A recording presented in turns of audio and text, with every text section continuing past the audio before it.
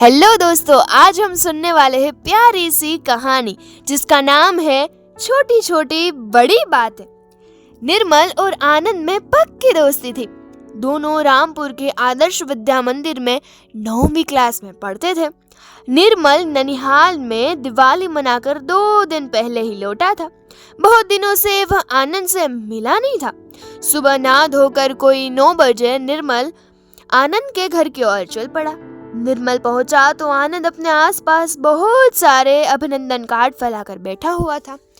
वह अपने काम में लीन था। निर्मल की ओर अभी उसका ध्यान नहीं गया था। आनंद, कहाँ खोए हुए हो? ये सब क्या फैलाकर बैठे हो? निर्मल की आवाज सुनते ही आनंद का ध्यान टूटा।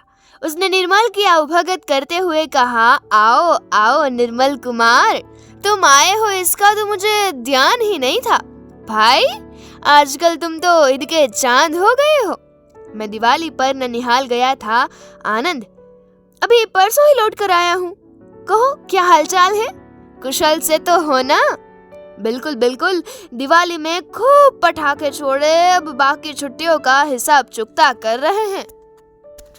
आनंद अपने पिता के नाम से आए हुए नूतन वर्षाभिनंदन की शुभकामनाओं के पत्रों का पुलिंदा लेकर बैठा हुआ था।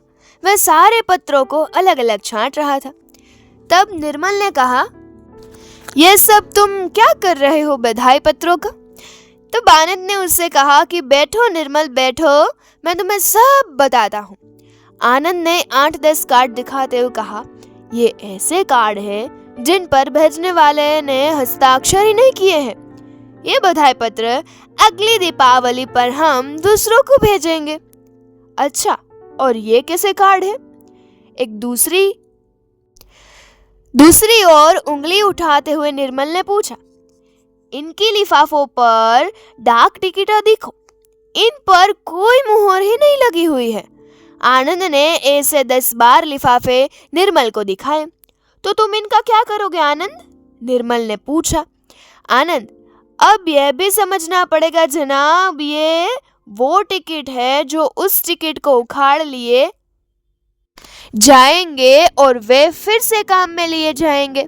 निर्मल, फिर से काम में लिए जाएंगे? ये कैसे?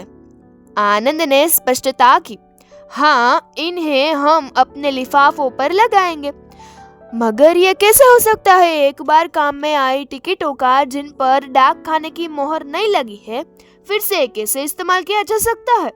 ये तो चोरी है ना। लाओ, ये लिफाफे मुझे दे दो। कहते हुए निर्मल ने आनंद के हाथ से वे लिफाफे छीन लिए।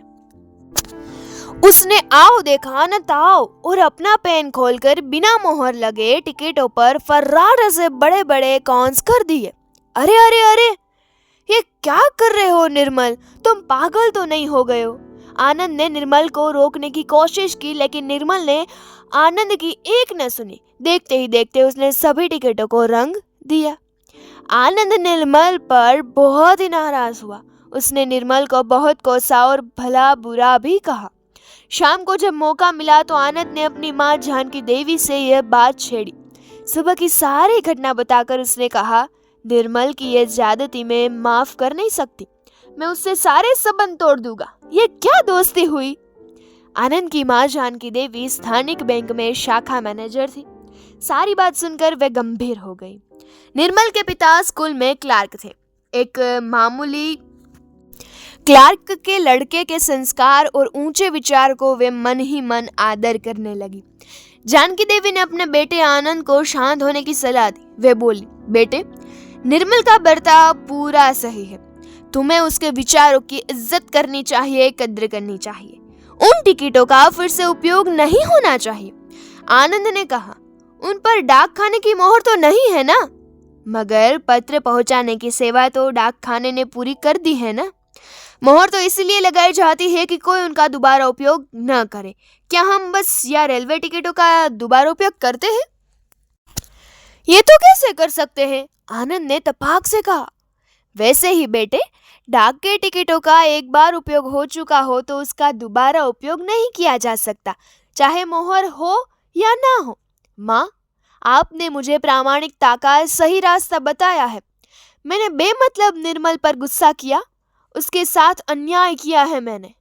मैंने उसे गुस्से से घर से निकाल दिया था। मैं उसे बुलाऊंगा, उससे माफी मांगूंगा। और आनंद ने अपनी गलती स्वीकार करते हुए ये सब कहा और फिर से उन दोनों की दोस्ती जैसे पहले थी वैसे ही बन गई।